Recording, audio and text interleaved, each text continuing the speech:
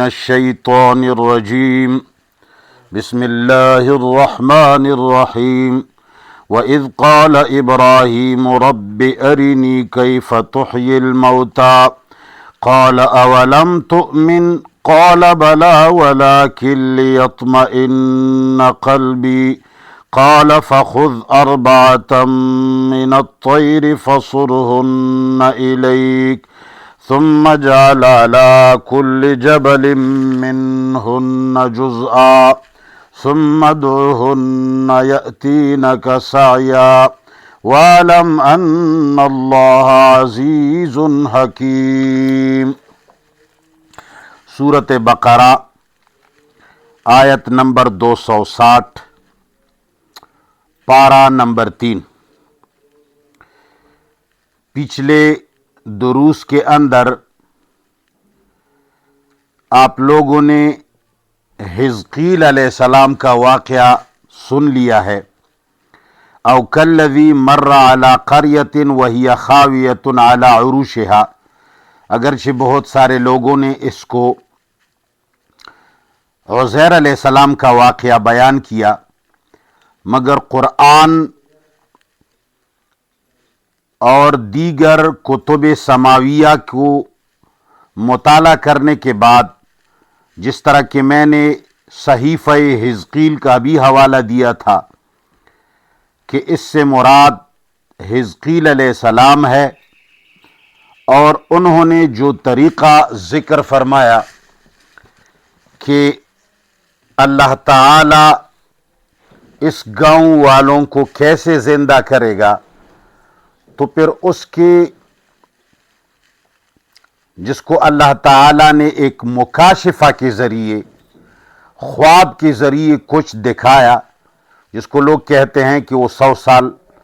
مرا رہا پھر زندہ ہوا، میں نے اس کی توجیہ اور اس کا خواب اور اس کا مکاشفہ ان کی کتابوں کے ذریعے سے بیان کیا تھا۔ اب ابراہیم علیہ السلام کا جو واقعہ ہے، ابراہیم علیہ السلام کے واقعہ کے اندر بھی میں 2 تفسیریں کروں گا، اس لیے کہ ہماری مجبوری ہے کہ پرانی تفسیر بھی ذکر ہو جائے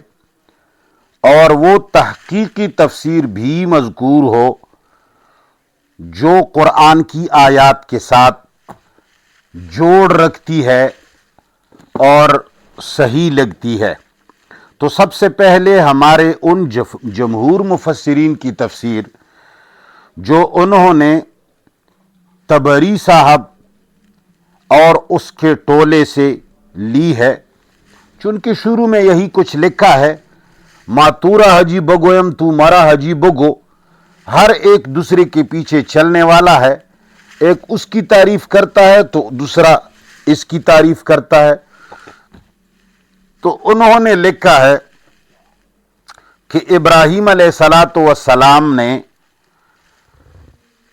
اللہ تعالی سے پوچھا، اذ قال ابراہیم،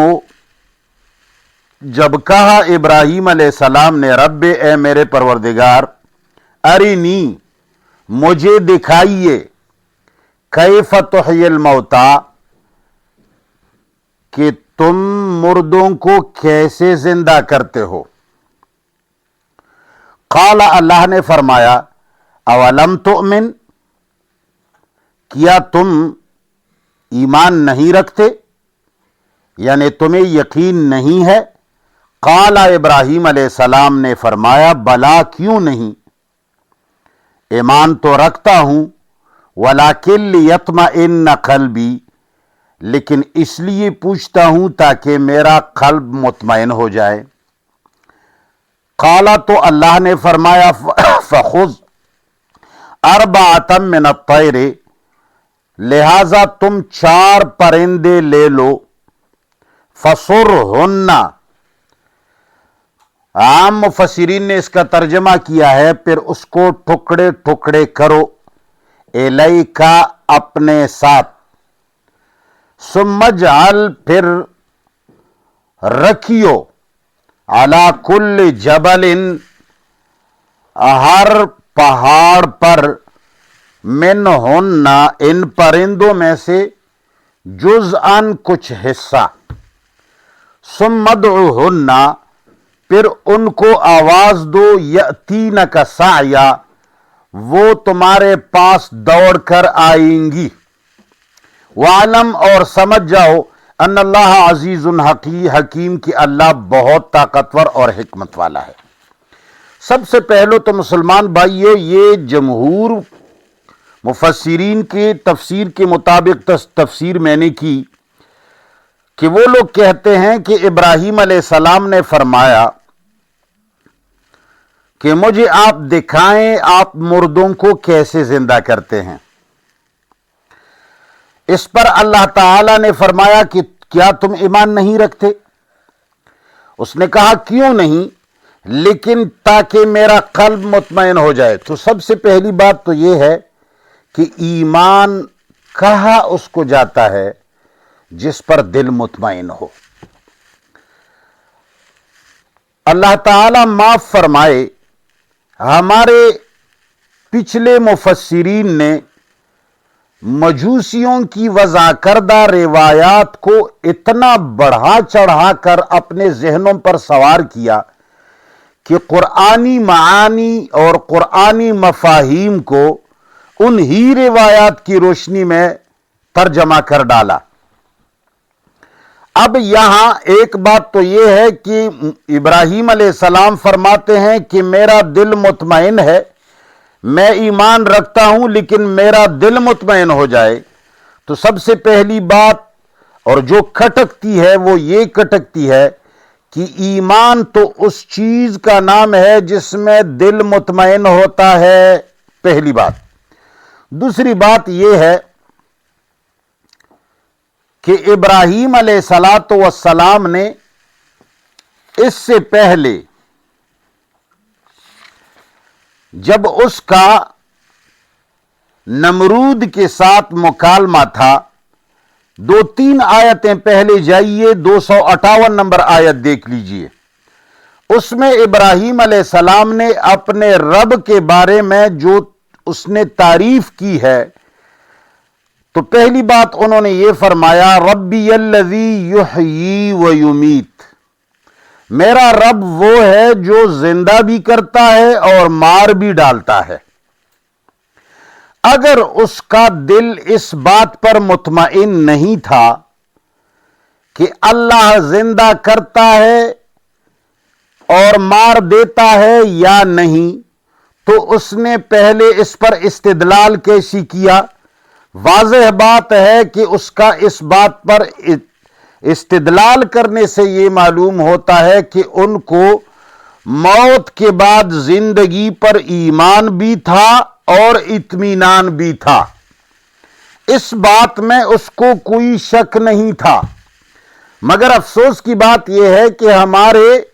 मुहद्दिसीन हज़रात ने एक हदीस भी पेश की जिसके बारे में वो कहते हैं कि अबू हुरैरा रज़ी अल्लाह ताला अन्हु से रिवायत है कि रसूलुल्लाह सल्लल्लाहु अलैहि वसल्लम ने जब इस जगह पहुंचकर इब्राहीम अलैहिस्सलातु वस्सलाम का तज़किरा फरमाया तो बकौल मुहद्दिसीन के रसूलुल्लाह ने फरमाया कि नहनु अहक्कु बिश्शक्कि मिन इब्राहीम, हम इब्राहीम से ज्यादा शक करने के काबिल हैं। गोया कि रसूलुल्लाह सल्लल्लाहु अलैहि वसल्लम पर इस रिवायत में यह तोहमत बांध दिया गया कि रसूलुल्लाह ने इब्राहीम के सवाल को शक की बुनियाद पर तशरीह किया कि गोया कि रसूलुल्लाह सल्लल्लाहु अलैहि वसल्लम ने यह कहा कि इब्राहीम ने सवाल शक की बुनियाद पर किया था। और फिर इस रिवायत बनाने वालों जालिमों ने इतना बड़ा जुल्म किया कि उन्होंने रसूलुल्लाह सल्लल्लाहु अलैहि वसल्लम को भी मुर्दों के जिंदा करने में शक करने वाला ठहराया, इसलिए कि रिवायत के अल्फाज हैं नहनु अहक्कु बिश्शक्कि मिन इब्राहीम, हम इब्राहीम से ज्यादा शक करने के लायक हैं। यानी इसका साफ माना यह है कि गोया कि रसूलुल्लाह ने फरमाया कि इब्राहीम अलैहिस्सलाम को भी मुर्दों को जिंदा करने में शक था اور ہمیں بھی شک ہونا چاہیے، حالانکہ یہ روایت ببانگ دہل چیخ چیخ کر پکار رہی ہے کہ یہ روایت زبردست قسم کی من گڑت ہے اور کسی ایسے ظالم نے بنائی ہے جس نے ابراہیم کی ایمان بالآخرت کو بھی مشکوک ٹھہرایا اور محمد عربی صلی اللہ علیہ وسلم کے ایمان آخرت کو بھی مشکوک کرنے کی کوشش کی۔ اور ہمارا ایمان ہے اور قرآن اس سے بھرا پڑا ہے کہ نہ ہی تو ابراہیم کو کوئی شک تھا، نہ ہی تو محمد مصطفیٰ کو شک ہو سکتا ہے۔ اللہ کے بندو، یہاں سوال ہی یہ نہیں کہ قیامت کے دن تم مردوں کو کیسے زندہ کرو گے۔ یہاں اللہ تعالی سے جو سوال ہوا ہے، محققین کہتے ہیں کہ یہ سوال حیات حقیقی اور ممات حقیقی کا ہے ہی نہیں۔ ان لوگوں کو غلط فہمی اس لیے ہوتی ہے کہ ایک تو یہ لوگ قرآن کی اپنے آیات کو نہیں دیکھتے، انبیاء کرام کے مقام کو بھی نہیں دیکھتے، محدثین کی روایتوں کے پیچھے ایسے پڑے ہیں گویا کہ محدثین کی زبانوں سے نکلی ہوئی روایات گویا کہ وہ قرآن ہے اور یہ قرآن میں جو کچھ ہے یہ کچھ اور ہے۔ تو اگر اس کو مردوں کی زندگی پر ایمان نہیں تھا تو نمرود کے سامنے کیوں کہا کہ ربی الذی یحیی و یمیت، میرا رب وہ ہے جو زندہ بھی کرتا ہے اور مار بھی دیتا ہے۔ لہذا پہلی بات تو یہ ہے کہ اس روایت کی بنیاد پر جو تشریح کی گئی محققین کو یہ تسلیم نہیں ہے۔ اور پھر دوسری بات، جمہور مفسرین کہتے ہیں کہ پھر 4 پرندوں کو لایا گیا جس کو ٹکڑے ٹکڑے کر کے پہاڑوں پہ رکھا اور پھر ان کو بلا لیا گیا اور وہ سب آ گئے۔ تو اس میں اللہ تعالی سے جو سوال ہوا ہے، ارینی، مجھے دکھائیے، کیف تحیی الموتى۔ ابراہیم علیہ السلام نے یہ نہیں پوچھا کہ تم مردوں کو زندہ نہیں کر سکتے ہو، اس بات پر دھیان دو۔ انہوں نے یہ نہیں پوچھا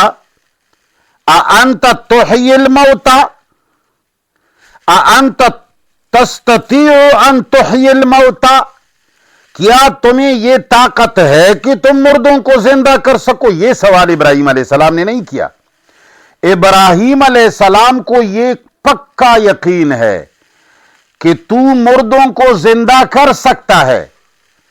اس میں اس کو کوئی شک نہیں۔ وہ کیفیت پوچھتا ہے، کیسے زندہ کرتے ہو، وہ طریقہ مجھے سمجھاؤ۔ کیف تحیی الموتى، یہ نہیں پوچھا اتحیی الموتى اانت تستطيع ان تحیی الموتى اتقدر ان تحیی الموتى، کیا تو اس بات کی قدرت رکھتا ہے کہ تو مردوں کو زندہ کرے؟ ایسا سوال انہوں نے نہیں پوچھا، بلکہ سوال پوچھا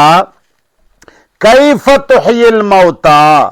مردوں کو زندہ تو تم کر سکتے ہو، اس پر تو ہمیں یقین ہے، اس لیے کہ جیسے آپ نے شروع سے پیدا کیا بعد میں بھی آپ زندہ کر سکتے ہیں، لیکن کیفا، اس کو زندہ کیسے کرتے ہو؟ انہوں نے کیفیت پوچھی، اور کیفیت اس سے معلوم نہیں ہوتی، اور کیفیت اس سے معلوم نہیں ہوتی کہ پہاڑوں پر ٹکڑے رکھ کر کے وہاں سی چیز زندہ ہو کر آئے، اس لیے کہ ابراہیم علیہ السلام کو تو زندہ کرنے پر یقین تھا، لیکن کیسے زندہ کرتے ہو، کیسے کے بارے میں وہ پوچھ رہا تھا، کیفیت پوچھ رہا تھا۔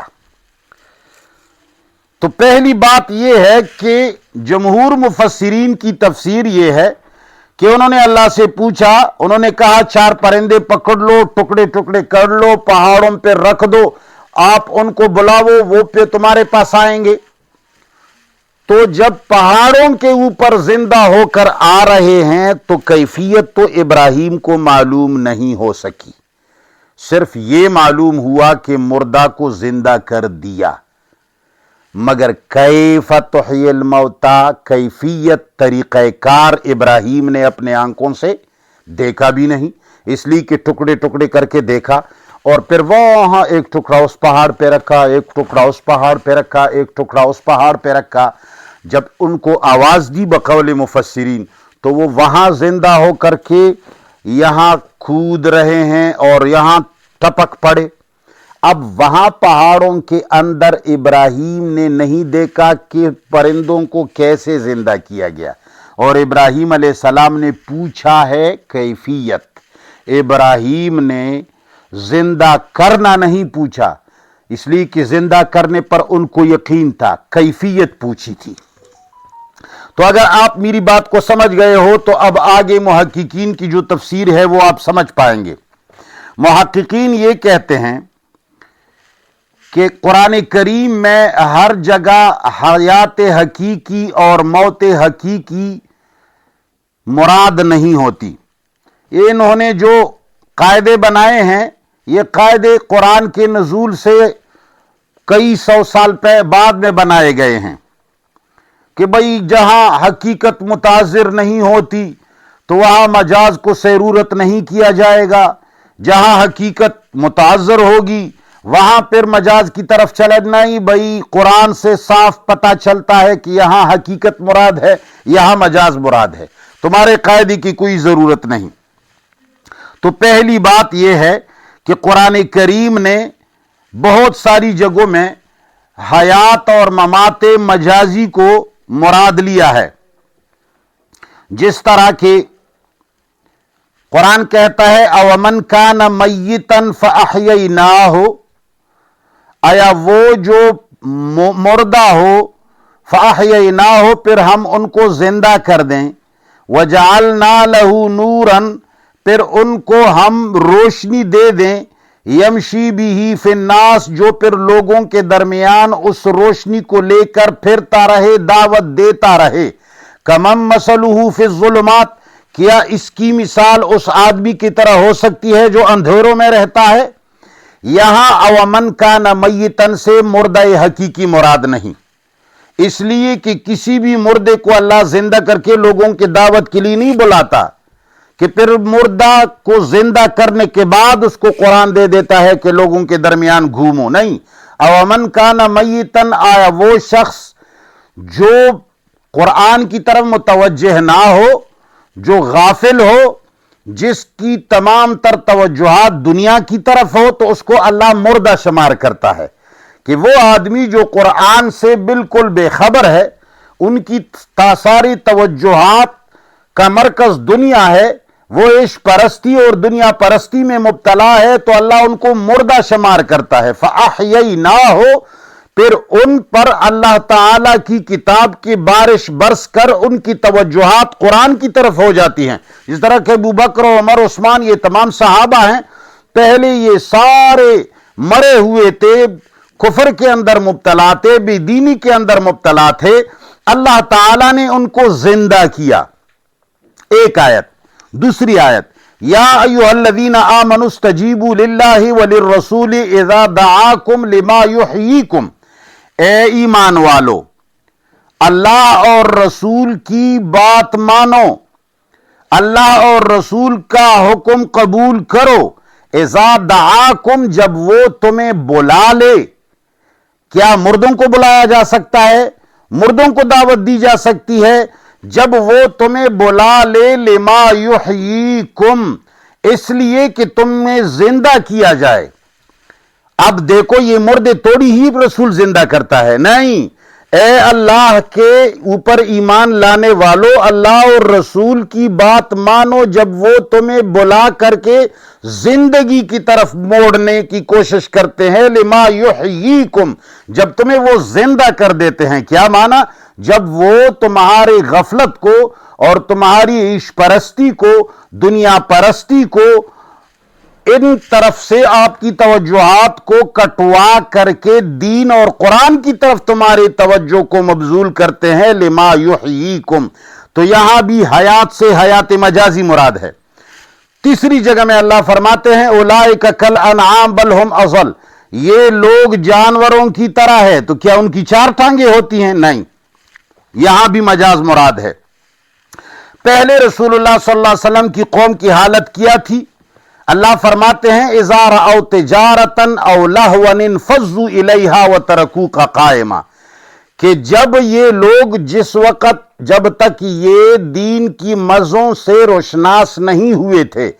जब तक इनको कुरान समझ नहीं आया था, जब तक इनके दिलों में ईमान रासिख नहीं हुआ था, तो अल्लाह फरमाते हैं कि जब इनको तिजारत वगैरह नजर आती, नमाज में खड़े होकर के जब इनको आवाज आती कि भाई सौदा सिर्फ आया हुआ है, वहां चीजें बिक रही हैं, तो इन फजू इलैहा, तो उस तिजारत की तरफ दौड़ पड़ते, व तरकू का कायमा, और तुम्हें खड़ा हुआ छोड़ देते। लेकिन जब उनकी तरबियत हो गई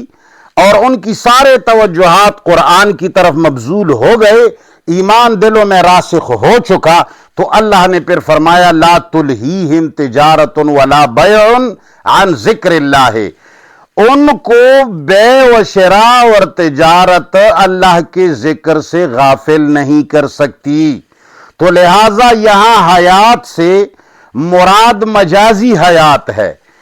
कि इब्राहीम अलैहिस्सलातु वस्सलाम को जब अल्लाह ताला ने फरमाया कि ये नमरूद और इसकी कौम, ये तुम्हारे वालिद और तुम्हारे सारी कौम, इनको अल्लाह का कलाम सुना करके इनकी तवज्जुहात अल्लाह की तरफ करो, ये सब मर चुके हैं, इनकी ज़मीरी मर चुके हैं, इनमें गैरत मर चुकी है, इनमें तदब्बुर मर चुका है, लिहाजा इन सब को हयात हकीकी समझाओ, इनको कुरान की तरफ, दीन की तरफ बुलाओ। इब्राहीम अलैहिस्सलाम ने फरमाया मेरे परवरदिगार, मैं जब इनको बुलाता हूं तो ये भाग जाते हैं, मैं जब इनको बात शुरू करता हूं तो ये बिगड़ जाते हैं, मैं जब इनको एक अल्लाह की वहदानियत सुनाता हूं तो ये शोर करने लगते हैं। वल्गौ फीहि लअल्लकुम तग़लिबून, तो अल्लाह ताला ने फरमाया कि तुम जा करके उन सब को मेरी तरफ दावत दो ताकि इनमें जिंदगी पैदा हो जाए, इनके दिल मुर्दा हो चुके हैं। तो इसने अल्लाह से पूछा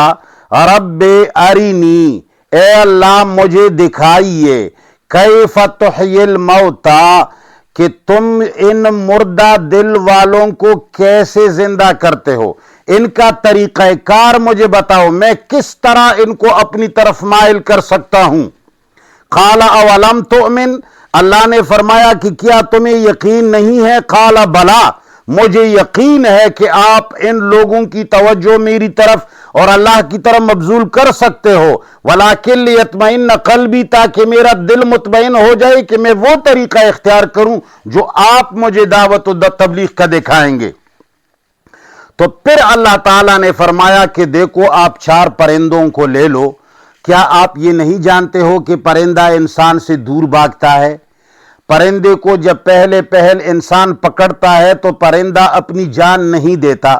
जब हाथों में आ जाता है तो परिंदा उनको अपने चोंच से काटता है, जब उसको पंजरे में डालता है तो पंजरे को भी वो अपने चोंचों से और अपने पंजों से तोड़ने की कोशिश करता है। जिस तरह कि तुम्हारी ये कौम तुझसे दूर भागती है और परिंदों की तरह ये बागी हैं और तुम्हारी बात सुनने के लिए तैयार नहीं, तो इसी तरह परिंदे भी इंसान से दूर भागते हैं। आप जब 4 परिंदों को पकड़ लेते हैं, आपके इलाके में बहुत सारे लोग होंगे, ये इब्राहीम अलैहिस्सलाम के जमाने में भी ये तरीका था कि फिर वो परिंदा जो इंसान से भागता है, काला, तो अल्लाह ने फरमाया फखुज, फिर पकड़ लीजिए, अर्बअतम मिन अत्तैर, 4 परिंदों में से, फसुरहुन्ना इलैक, ये सुर का लफ्ज जो है ये सवारा से निकला है। सवारा एक सारा यसीरु सैरूरत से निकला है, उसका माना अलग है। एक सवारा सारा यसूरु से निकला है। تو لہذا سارا شیء یسورو کا معنی کسی چیز کو مائل کرنا، ایک طرف جھکا دینا، اور ایک ہے سورا یسورو، سمع یسمعو سے، وہ پھر لازم باب ہے، اس کا معنی ہوتا ہے مائل ہونا، مانوس ہونا۔ تو لہذا یہاں اللہ تعالی نے اس کو نصارہ سے ذکر کیا ہے، کسی چیز کو مائل کرنا، اور اس کے صلہ میں الہ بھی آیا ہے۔ بہت سارے لوگ اس کو فَصُرْهُنَّ صورا اور صورتن سے نکال کر کے وہ کہتے ہیں قطعہن، لیکن یہاں اس کا یہ معنی نہیں بنتا، اس لیے کہ اس میں الہ آیا ہے۔ اس کا معنی ہے فَصُرْهُنَّ إِلَيْكَ، پھر ان پرندوں کو اپنے ساتھ مانوس کیجئے، ہلا لیجئے، سدھار دیجئے۔ ہم پشتو میں اس کو کہتے ہیں زان سرے عادتے کا،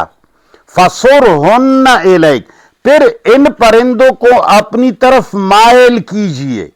یعنی جس طرح کے لوگ وحشی پرندوں کے ساتھ پیار کرتے ہیں، ان پر ہاتھ مارتے ہیں، ان کے ساتھ محبت کرتے ہیں، اور ان کو انتہائی ان کے ساتھ نرمی کرتے ہیں، جس طرح کہ اللہ تعالیٰ نے قرآن میں رسول اللہ صلی اللہ علیہ وسلم کے بارے میں بھی فرمایا ہے، فَبِمَا رَحْمَةٍ مِّنَ اللَّهِ لِنْتَ لَهُمْ، اللہ کے فضل و کرم سے آپ ان کے لیے نرم ہو گئے،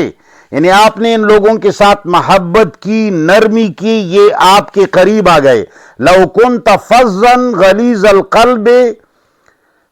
اگر آپ سخت دل ہوتے اور آپ بدگو ہوتے، لَنْفَضُّوا مِنْ حَوْلِكَ، یہ تمہارے ارد گرد سے بھاگ جاتے سارے۔ تو یہاں بھی اللہ نے فرمایا کہ ان پرندوں کو پھر لوگ اپنے ساتھ ہلا لیتے ہیں، سدھار لیتے ہیں، پھر لے جا کر کے ایک اس پہاڑ پر بیٹھا دو، دوسرے کو اس پہاڑ پر بیٹھا دو، تیسرے کو اس پہاڑ پر بیٹھا دو، لیکن جب تم اس کو آواز دو گے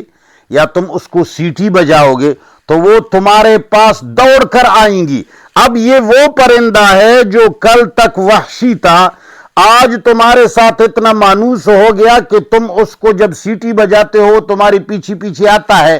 اور جب پنجرہ اس کے سامنے رکھتے ہو تو وہ پنجرے میں خود گھس جاتا ہے۔ تو اللہ تعالیٰ نے فرمایا کہ تم بھی اسی طرح ان لوگوں کے ساتھ محبت کرو، نرمی کرو، پیار کرو، کسی طریقے سے ان کو اپنے ساتھ سدھا دو اور اپنے قریب کرو، پھر یہ لوگ تمہاری بات سنیں گے۔ یہ محققین کی تفسیر ہے، واللہ عالم۔ اب اس کا ترجمہ دیکھو محققین کی تفسیر کے مطابق۔ وَإِذْ قَالَ إِبْرَاهِيمُ، جب کہا ابراہیم علیہ السلام نے، رب اے میرے پروردگار، ارینی مجھے دکھائیے، کیف تحیی الموتیٰ، کہ تو کیسے زندہ کرتا ہے مردوں کو، یعنی ان وحشی لوگوں کو جو قرآن اور اللہ کے حکم سے باغی ہیں، ان یہ مردہ دل لوگ جو ہیں، جس طرح کہ میں نے 3-4 آیتیں تمہیں سنا دیں، فَأَحْيَيْنَاهُ وَجَعَلْنَاهُ لَهُ نُورًا، اور اس طرح لما یحییکم وغیرہ وغیرہ جو میں نے لینذر من کان حیا، یہاں بھی یہی معنی ہے۔ تو اے اللہ، ان لوگوں کو یہ تو مجھے پتا ہے کہ آپ ان کو اسلام کی طرف راغب کر سکتے ہیں، مجھے طریقہ بتا دے کس طریقے سے ان کو اپنے قریب لے آؤں۔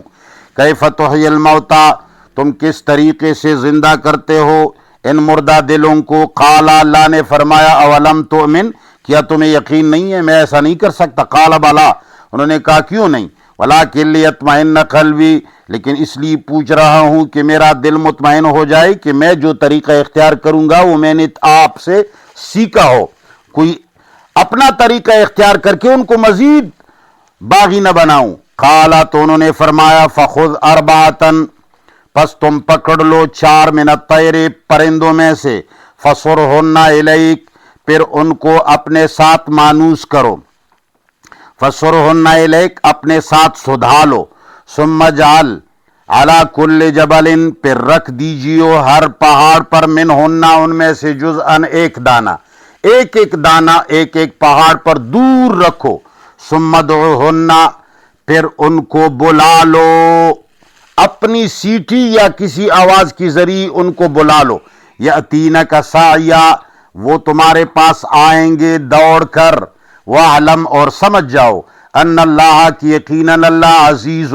بڑا غالب طاقتور ہے اور حکیم حکمتوں والا ہے۔ وصلی اللہ تعالی علی خیر خلقہ محمد وآلہ وصحبہ اجمعین۔ اللہ کرے کہ تمام دنیا والے قرآن کی طرف راغب ہوں اور قرآن پر تدبر کریں، اور قرآن پر تدبر کو اپنے اکابرین کی کہنے پر نہ چھوڑیں، بلکہ تا دم موت یہ عبادت سمجھے کہ قرآن میں تدبر کرنا ہر مسلمان پر فرض ہے، اور فرض کو کبھی موقوف نہیں کیا جا سکتا۔ اللہم ربنا آتنا فی الدنیا حسنۃ وفی الآخرۃ